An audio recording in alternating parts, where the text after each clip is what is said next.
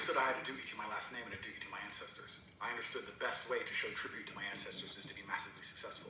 I want everybody who's watching this video to understand that if you are not extremely successful, all of your parents, your grandparents, your aunts, your uncles, everyone you love and care about will be forgotten in time. Nobody will give a shit about who you are, and by extension, the people who sacrificed their lives for you to exist will fade to obscurity. We can sit here right now and talk about Genghis Khan, and we will talk about his parents because he's such an exceptional person. Where did he come from? I understood that one day everybody I love is going to die. If I wanted to be remembered and respected, I had to do such amazing things that they talk about my origin story. My father was an amazing man, but he is primarily spoken about today because of me. If I was normal, he would have been forgotten to time. Do you love the people who have raised you? Do you love yourself?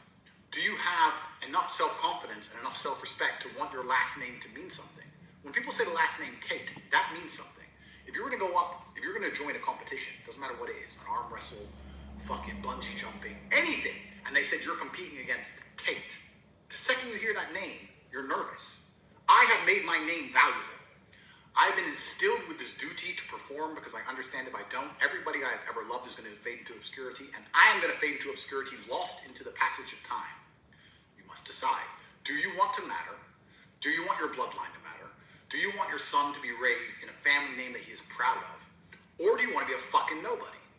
If you want to be a nobody, fine. Go be a nobody. But don't lie to yourself. Don't sit here and say, I don't want to be a nobody, but I lack motivation. Because that's not true. If you don't want to be a nobody, you never lack motivation. You either want to be a somebody or you fucking don't. You have to decide. You can't sit here and fool yourself and fool God by lying and saying, I don't want to be a nobody and I want my last name to matter and I want to be rich and I want to live a perfect life and I want to be top G, but I struggle with motivation. Then you're a liar. Because I never in my life have ever struggled with motivation because I knew who I wanted to be and I knew what I had to do to get there.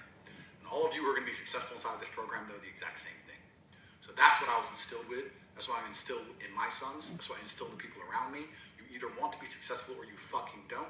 And if you don't, that's fine. We need somebody to pump the gas. We need somebody to work at McDonald's. Go do your fucking broken job.